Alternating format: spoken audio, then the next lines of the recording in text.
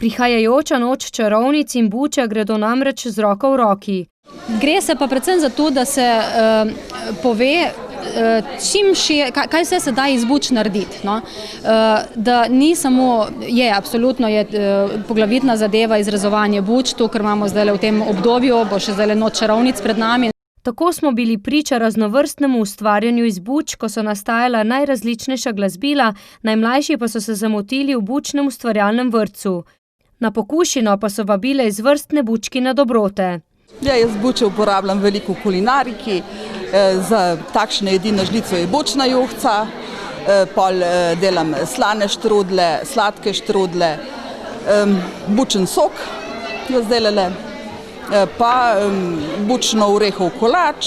Se mi zdi prav, da se tudi širiš, no? Obudi v bistvu kot bučni praznik, da je majčkeno več povedanega tudi o bučah nasploh.